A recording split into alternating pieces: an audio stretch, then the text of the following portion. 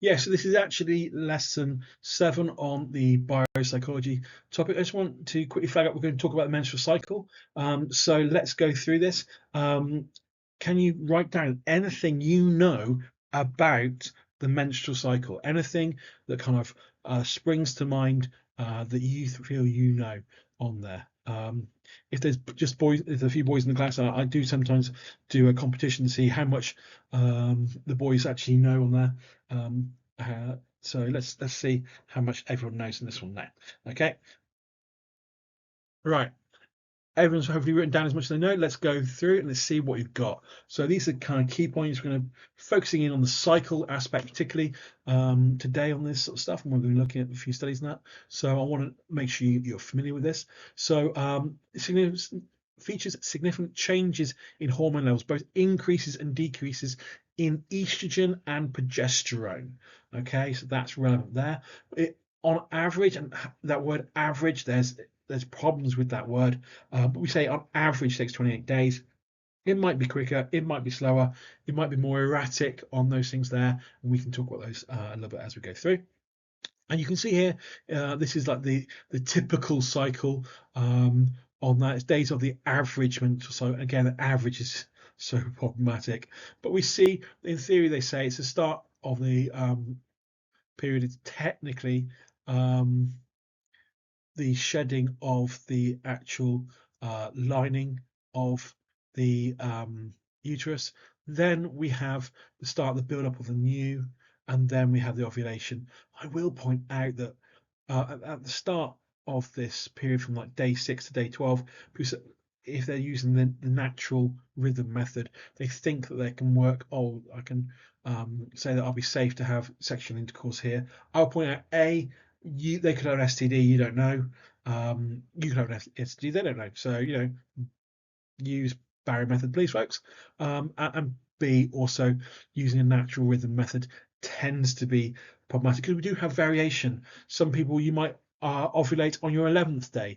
Other people you might not ovulate to your 14th or 15th or 16th day. On these things there, and it's not necessarily always consistent. And you might have missed a day or got a day wrong, etc. It's not a great method to use, folks. Anyway, this is, as I say, an average cycle thing there, and it goes around then, and it talks about from day 16 up to day 28 being the time in which we have our peak fertility, where we're most likely to conceive. Please note the words most likely doesn't say only, it's just most likely. Interestingly, there is not enough data to show that it's on a personal individual level, but there is on a large cohort enough data to show that children who tend to be conceived at the start, so from day 16 to 90, are more likely statistically to be male. But we have to look at the population wide level for it to actually be a noticeable effect. On the individual, it's not a high enough percentage effect to actually note and count. But we do see when we look at whole populations, particularly when men have come home from war or following particular change in the economic situation and the stress and all those celebrations, we do see male baby booms when couples are on a more regular basis having sexual contact and therefore hitting earlier in the menstrual cycle, resulting in more male babies being born. Whereas when they're having sex later in the one, on average across the population, we see more females being born. But yeah, it's just one of those random little facts there. But I'd say it's too small a percentage to affect it in the individual couple, but over time and over a large population, it can be noticed. Anyway, when the ovum is released from ovaries, it travels to the uterus. Uterus lining builds up each time and then breaks down and releases in the menstruation. Increased body temperature at the time prior to menstruation and used to loosen up the uterus lining. So that increase in body temperature happening there. So you might, as a woman, notice that, or as a male, if you have a female partner, you might notice that she's getting quite hot at night when you're in bed. And as such, you know what? it's time to get in the steak, it's time to get in the chocolate, and to be lovely and supportive and be a decent person. Trust me, that's a great tip for life. If not fertilized, the ovum is absorbed back into the body while the rest of the uterus lining is gone. However, it starts at puberty and ends at the menopause. Okay, so this is an example of a particular type of cycle. Can anyone guess what type of cycle that is? Yep. Hopefully you actually remembered my previous cycle and said that it was one that's not that popular. You don't want to do it that often. So it's an infraradian. You don't really like it. It's infamous. It's infraradian. You don't really like it. You just have to do it. So yeah, infraradian. Okay. So we're looking at particularly infraradian and ultraradian rhythms, particularly in this session. So we're going to talk about infraradian. We've already talked about one, which is the menstrual cycle, and we're also going to be talking about seasonal affective disorder. We're also going to look at ultraradian rhythms and types of biological rhythms which happen more frequently. So ultra killing it, we want to do it multiple times a day, and we can look at the stages of sleep on there for that. So that's lesson 7. It's our last biopsych lesson. Okay, so let's go a little bit more scientific about the old menstrual cycle. The menstrual cycle is an example of infraradian rhythm, yet there is evidence that external or exogenous factors affect it. Now, Stern and McClintock are the most famous researchers in this field, but I'm going to flag up that their research has been questioned quite a bit. People have basically not really found the same things always. They often find modal factors on that. So this is the original piece of research, which we'll whiz through, but we will pick up a few different things and different problems with it. So first of all, Stern and McClintock, what they did is they demonstrated that women's pheromone release will often lead to menstrual cycles synchronizing. Okay, so you'll hear about it at university. The entire flat of girls, 12 girls living together, and their menstrual cycles all sync. Is that realistic? Does it happen? Well, this one in theory shows that it can happen in some situations. So what they did is they took a sample of pheromones from different women who are at different stages of their menstrual cycles. And so they had them place pads underneath their armpits, and those pads collected the sweat. And from that sweat, the pheromones were then collected, and then these 29 women who had a history of irregular periods, they then went through and had daily exposure to these other women's pheromones.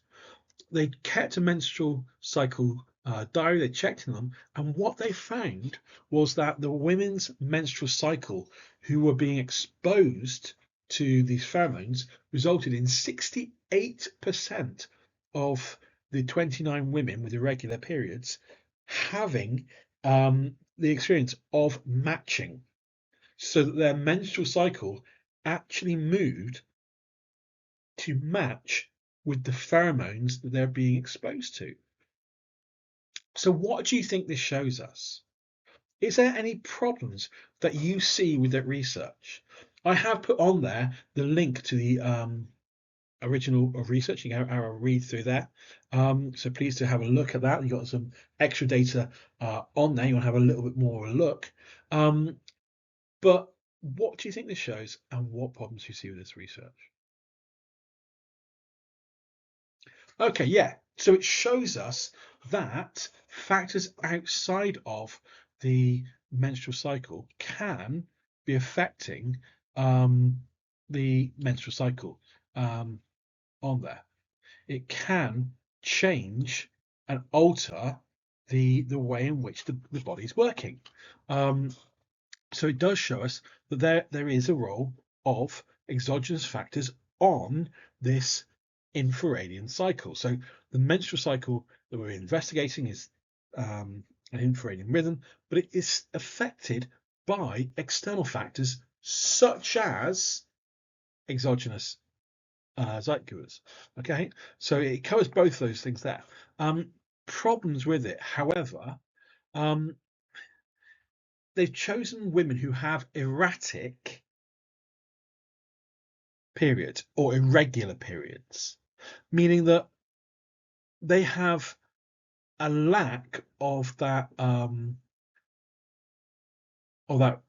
rhythm already, meaning that their cycle is not necessarily as how can I put this? Not necessarily as consistent, and maybe being more likely to be affected by exogenous, exogenous site givers than other people. So they may lack that endogenous pacemaker, and they may be more prone to exogenous site givers than the general population. So because of that, it then means that the majority of the population are not going to be represented by these findings and can't have it applied to them. So because they chose these women who they thought would be most susceptible, which kind of makes sense, they also produced research which kind of doesn't then go to represent everyone.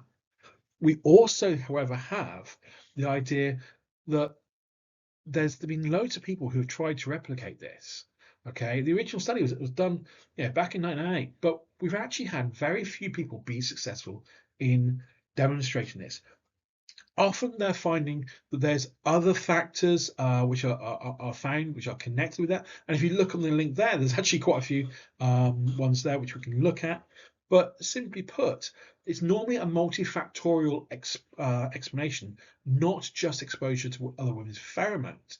So as such, Stern McClintock's study is kind of seen as not as being as reliable and also not generalizable. So those are two big problems with that study.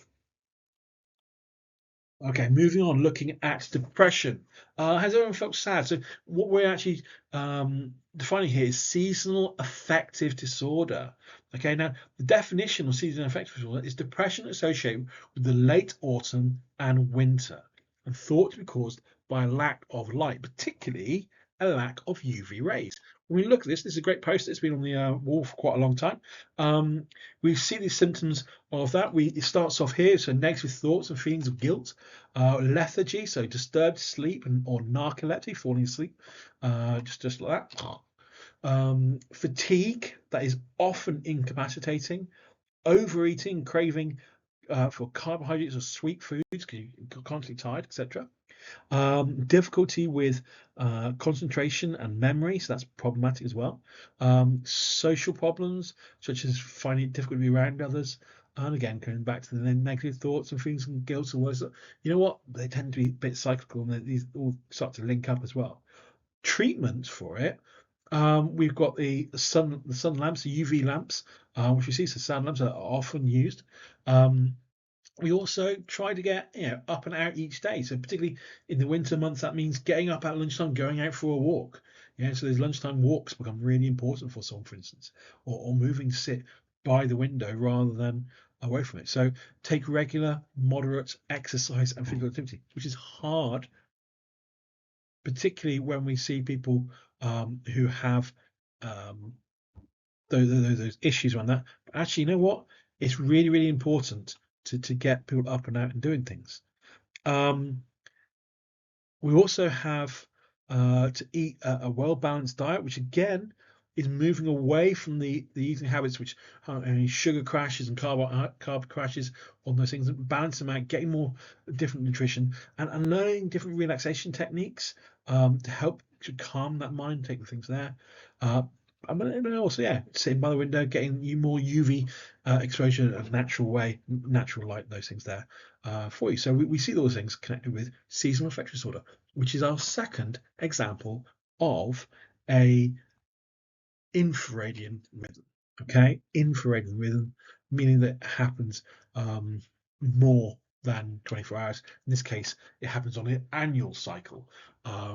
So it seems triggered by the decrease in exposure to natural light caused by winter months, causes low mood states, significant disruption to sleep patterns, example of infrared, but also, now this is the weird bit, it's also technically a circadian rhythm because they tend to feel better in the middle of the day, but particularly first in the morning and also come the afternoon or late early evening, actually their mood significantly declines.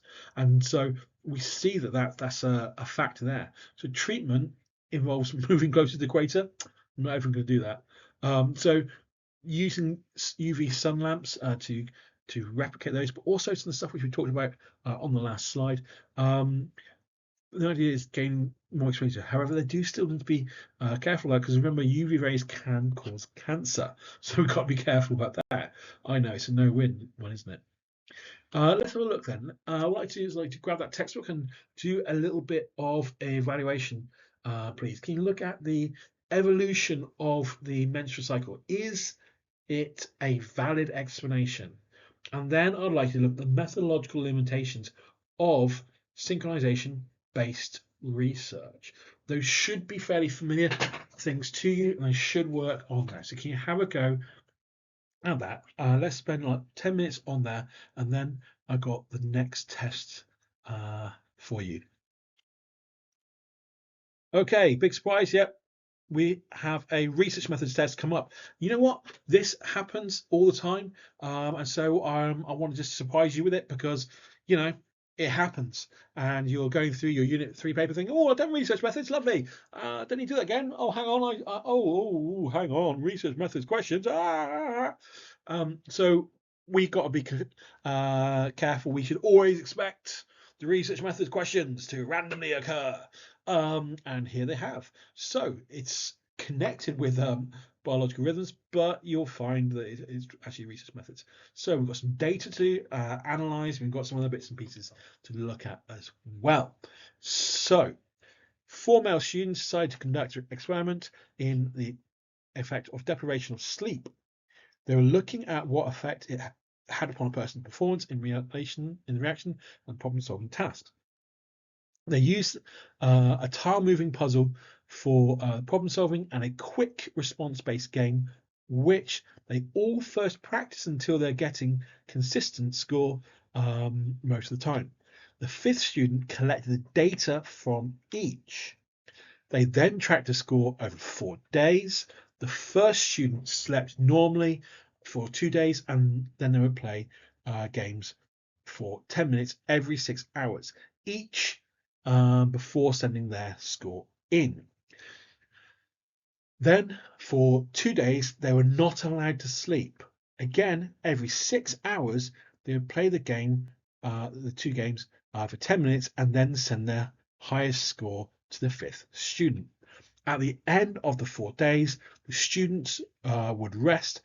During the time, the student did not drive or operate heavy machinery or consume any caffeine or alcohol. Okay, interesting. Lots of stuff going on there. What I like to do is, working with a partner, I'd like you to have a go at the questions there. You can use textbooks to help you with any research methods, terms, and those things there, but you also will need to use your brain a lot for this. Please have a go.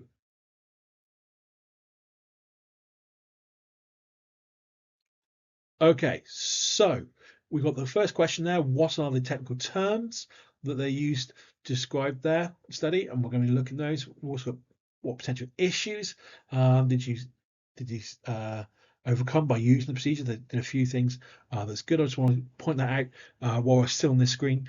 So, for instance, they got the students to practice until they were consistent in their performance. So as such, they didn't have any practice effect anymore.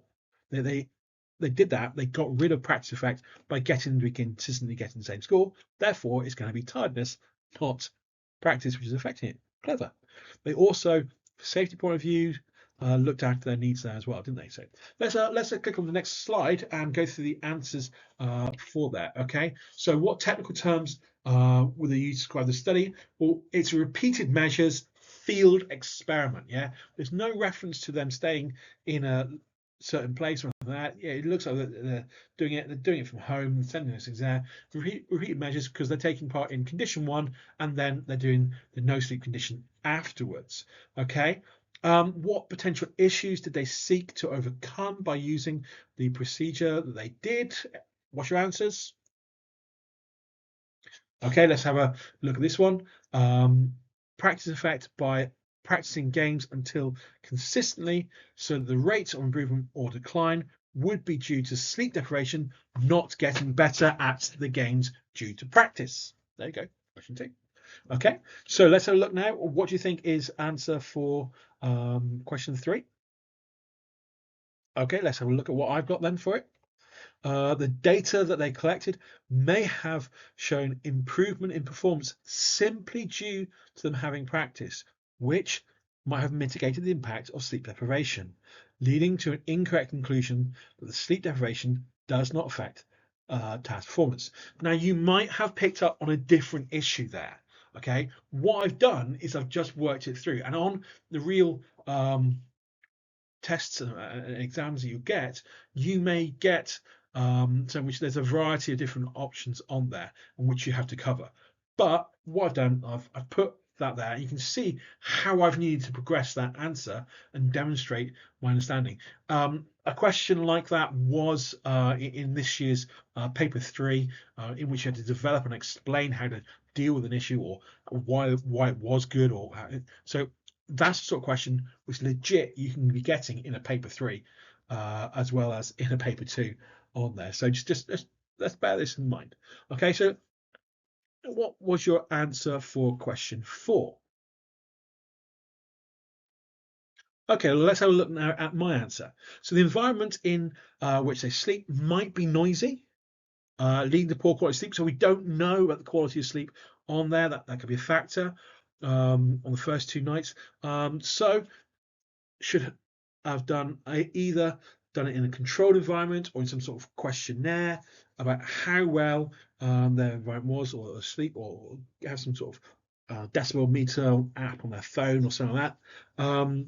And they also should have recorded how long they slept for on nights when they completed it for those nights. And also, you might have picked up on the fact that actually they're only allowed to technically sleep for 6 hours, and most people probably sleep for 8 to 10 hours. So even on the non interfered with days, actually they kind of set themselves up to have to wake up early or wake up, stay up late, etc. to do the test. So you know what? It wasn't probably the set quite right. So there's a factor there. You might have picked up on an issue on that, for instance, that they're actually their tasks might have caused delay on those things there. But we could also talk about boredom effect with the tasks as well on those games. Okay, so let's look at also potentially you could pick up a you could also pick up on, for instance, the where was it? I had my head a second ago.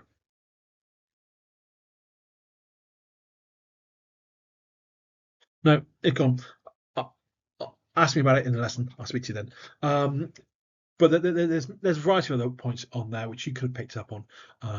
So if you've got an answer that's developed in that well and it shows that sort of thought and thinking out, then that's going that's going to get you marks. Okay, so let's look at the 6 mark question there. State and explain what actions would take processing data from the study. Okay, now this is an important one. This is legit. They could ask you this. They gave you that data.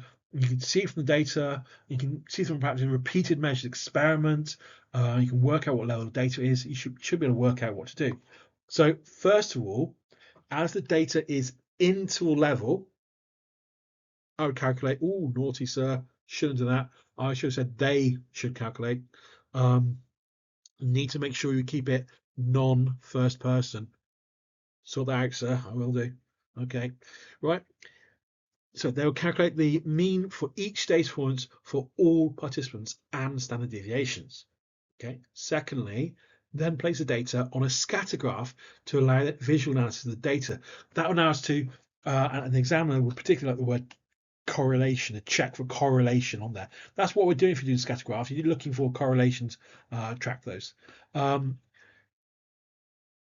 then using interval data in the form of a game score. However, it may be non-parametric. Oh, I'm being sneaky, due to sample size. So should be treated as ordinal.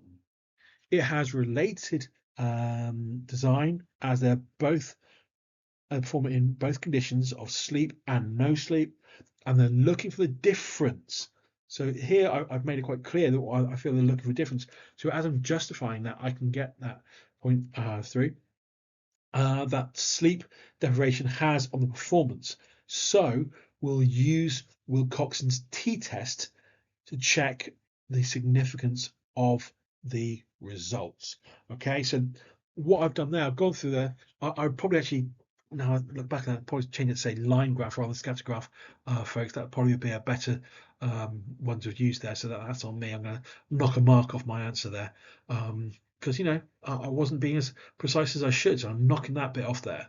But all the other bits, I would say actually that's quite well justified. They've picked up on the data level. They've got those things there. So out of 6, I'm going to give that a 5. However, you've seen that it's just because I was a little bit careless with the type of graph which I needed, and that's why I've lost a mark there.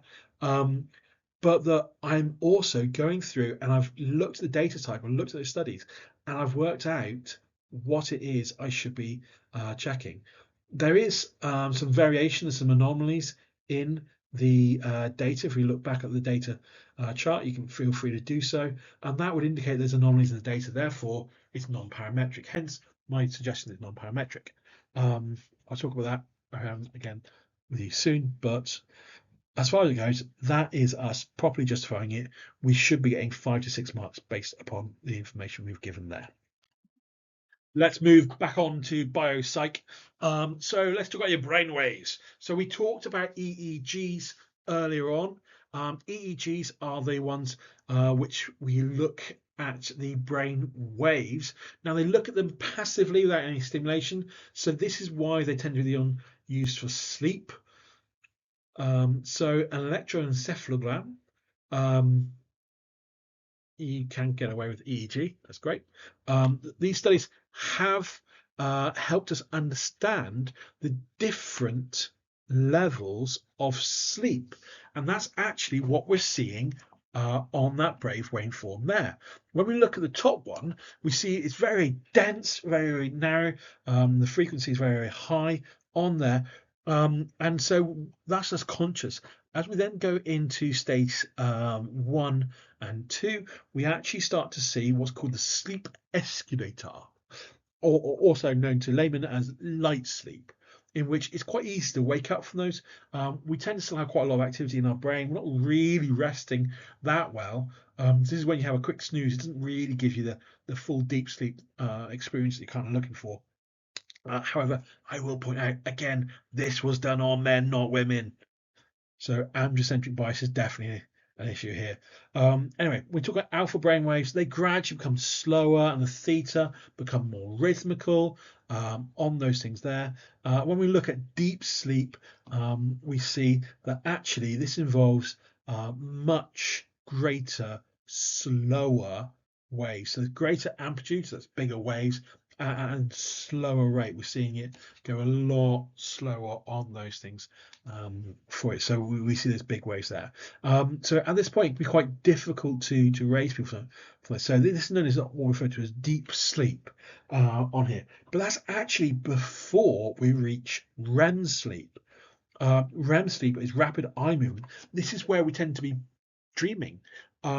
This is where our body is separated from our mind in that respect, and so our brain can go off and do its wandering around things, processing things from our day, processing our anxieties and fears, all those things there, and our body stays still. However, if we are not fully in that, then our body might be moving, might be turning around and doing those things there. But also, if we wake up in REM sleep, then we can get sleep paralysis, which basically it is what it says on the tin.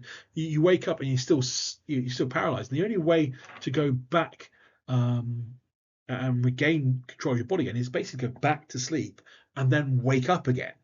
Okay, so it's quite scary if it ever happens to you. But try knowing try knowing that you just need to fall back to sleep and it'll be fine. Okay, so we can see there the different brainwave patterns and forms on there. And again, we should know those. We should recognise that the big ones are there indicating slower. That means they're deeper sleep compared to the earlier one. Whereas the last one is REM sleep, where we do our dreaming, all those things there. And this is part of infrared rhythm because we go through these different stages multiple times during the night sometimes. Okay, so moving on to the BRAC. Now, you don't know this, but your school day has been massively shaped by this all the way through your life. Okay, now Kleitman, back in 1969, demonstrated that with a highly skilled, highly dedicated orchestral violinists and cellists, that they could be most effective in their practice for about 90 minutes. These were people who were highly skilled musicians, but after 90 minutes, they had to take a break because they was fried for it. They're too tired. They were making lots of mistakes on those things there. These are people who trained for years and years and years to be super precise on these things. And so Kleitman came up with this thing called the basic rest activity cycle. Now, when we're younger, when we're like young children, it's going to be for a couple of minutes. That's all. As we go through and we try to support children as they go and they develop, we try and support them gaining a longer BRAC, a longer period of time when they can do activity and then have a rest and then get through. And by this point, one of the things that we're doing with your lessons, we know you've got exams that are going to last 2 hours, yeah, and so we've got to try and support you to be the best you can in that. And so we've actually got some doubles in your year 13 to help you with this, and it's because of this idea of the BRAC, the basic rest activity cycle. The idea being that over time we should build it up. In theory, we should have no lessons that go more than 90 minutes, which is a bit of a problem, but it does happen that way. And I've known schools that have 90-minute lessons or have 100-minute lessons. Or if you look at most teachers' lessons nowadays, you will recognize there's multiple phases within the lessons where they change it up, they change activity. There's part where they talk, and there's part when you're doing the talk question feedback, and we're working with peers, we're working with different things. And that's all part of understanding this basic rest activity cycle. And if you use it better, then it works. So over time, you probably notice my lessons that they get longer talky bits, and less worky interaction bits, and it's because we're gradually trying to build that BRAC cycle up for you guys. Okay, so but it does mean that in lower school we need to recognize that 10-15 minutes, 10 minutes is a long time for them to be doing anything. I mean, changing it up on a regular basis tends to result in better attention, but also better behavior. Okay, so let's look at this evaluation. Can you grab that textbook? Oh, look, I'm changing the nature of the task again. Can you go through? I want you to use specialist terminology. I want you to try and raise your game. Use that to help you with the critical points. I want you to peel out, signpost the evaluations using the textbook on this. I want you to find the evidence to support the ideas of the stages. I want to look at animal studies and see what they are and what's an issue with them. And then I want you to look at the practical applications of this. Okay, so again, can you take 10, 15 minutes?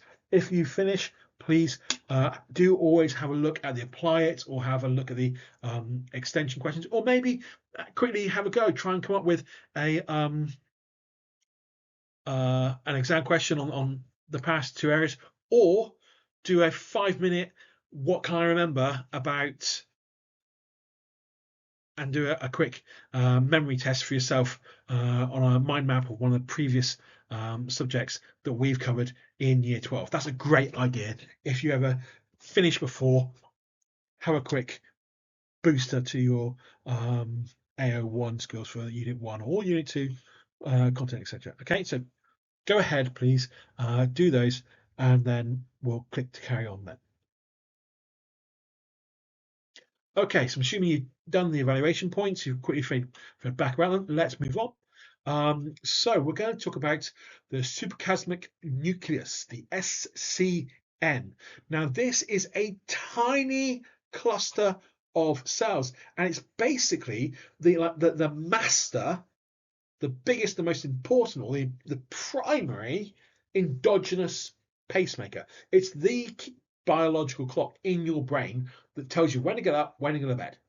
Okay, and it's based in your brain right next to your optical nerve. Actually, your optical nerve goes through it. And the reason for that is that the changing light levels is something which we need to respond to.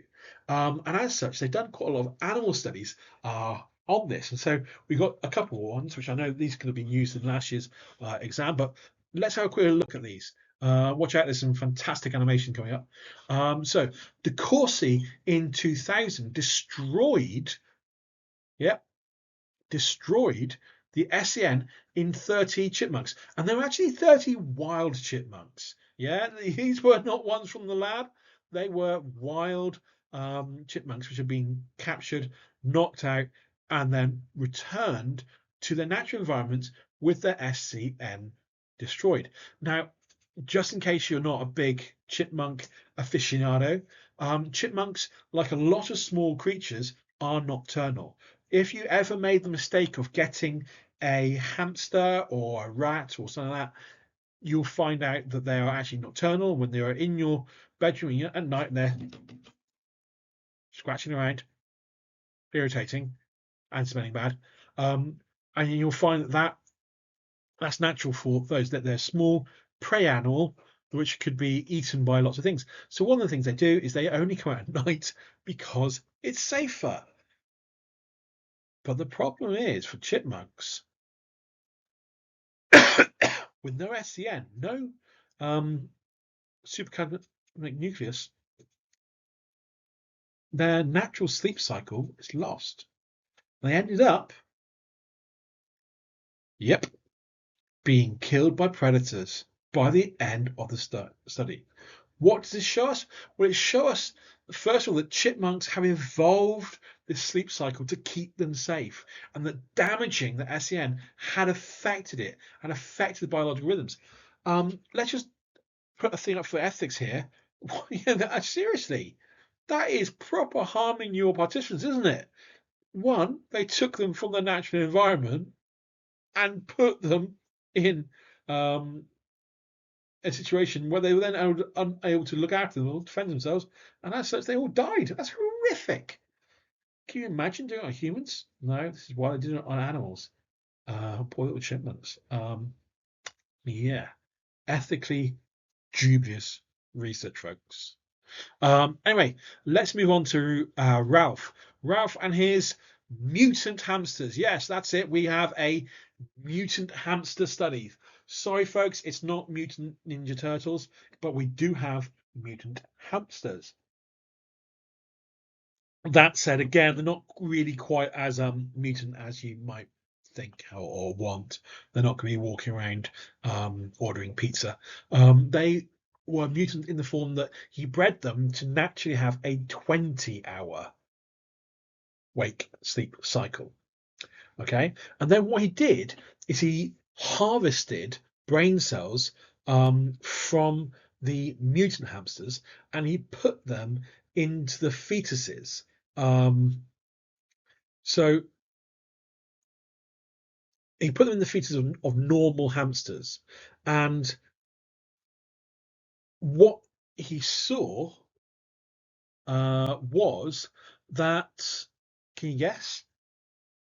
Yep, they also developed a 20-hour sleep wake cycle, suggesting what? Yeah, that it is, of course, biologically driven, that there is definitely a biological system in our brain which causes a sleep-wake cycle, in this case in animals, on there. So we can recognize those. However, how applicable is this to humans is very questionable. Have you ever heard of a hamster setting their alarm to get them up to go and do tennis with their friends? No.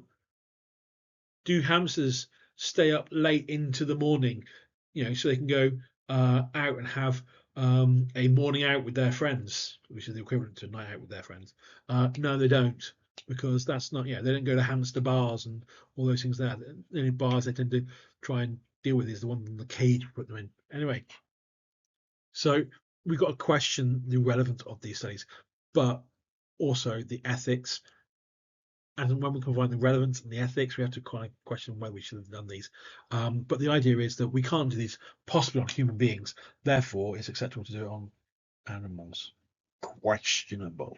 So very, very questionable ethics on these, and also the applicability to us humans with a higher level thought and technology is questionable on this. Moving on, let's look at the pineal gland and melatonin. Okay, just want to give you a little bit more of a chance to talk about this one. This is melatonin is the one where we have that sleep-wake cycle. We've mentioned it in a previous lesson, and is the pineal gland that stimulates it and causes it to. So is where it comes from, and so it's right in the brain there. So it's really, really important, and it's the chemical that induces sleep. And it's inhibited in the hours of wakefulness, either naturally or artificially by taking caffeine. And we also think that actually the lack of UV radiation results in a greater buildup, and that it's actually connected with seasonal affective disorder. Feeling more tired and lethargic in the winter, etc., is connected with there. It is also So that's the key points there. So melatonin on that. Yet it's not that clear cut generally. We'd love to say that there's just one master clock, but actually there's some evidence that kind of contradicts it. Now, Damaloli in Italy in 2000, they use this way of feeding in order to kind of get the biological rhythms of the mice to change. So by deliberately feeding them certain times, they manage to change their sleep-wake patterns of the mice by using their adrenal gland, their liver, their skin, etc. All those things there. Counterpoint to that, look, it causing harm to the animals is questionable, at least as each of these experiments could cause harm, could cause death to the animals, and especially non-human animals. And the research is really of questionable relevance to human beings on there because our brain being such different. Miles et al.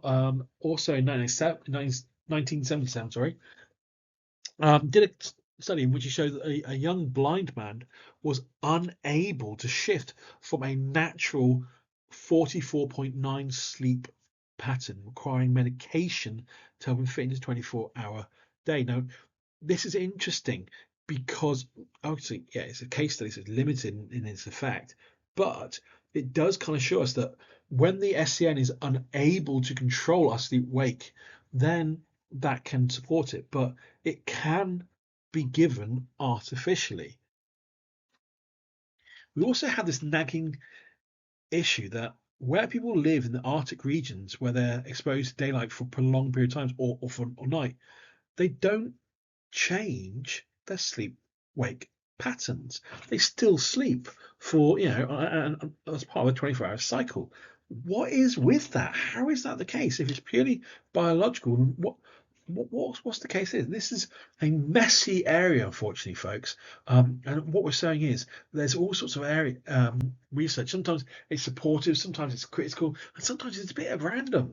So what we're seeing is there is biological evidence to support that our behaviour, and particularly sleep and all those things, are being shaped by these biological systems such as the SCN.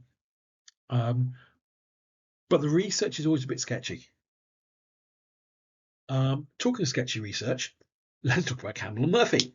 Campbell Murphy has again been criticised on this one. So exogenous light givers and sleep-wake cycles. We're now talking about things affecting from outside. Campbell and Murphy is an absolute classic here. Done again in 1998. I don't know what it was about that year, but they seem to be doing a lot of sketchy research into biological things.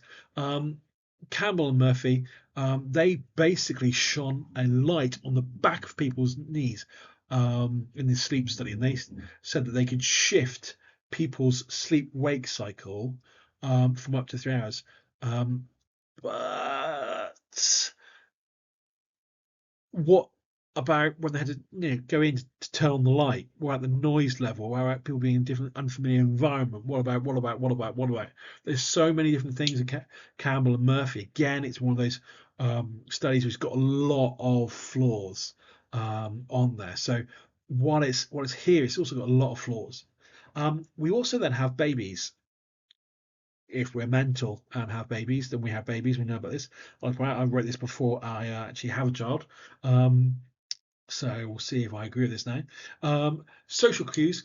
Babies start off with no real rhythm to their sleep-wake cycle, waking when hunger and sleeping most of the time. So when when the digestive system tells them you need more food, that they wake up for that and they rest the rest of the time because they're basically growing. They do that quite a lot for the first part, but by 6 weeks, circadian rhythms start to emerge, and by 16 weeks, most have established some form of rhythm, which is slightly longer. So staying awake slightly longer, engaging those things there. So they also establish patterns which fit in the local patterns for eating and sleeping, and that's really interesting. Okay, there is a connection between the culture of the area which they're in and whether they sleep more in the middle of the day or whether they eat earlier or eat multiple times on those things there. So there does seem to be a culturally relevant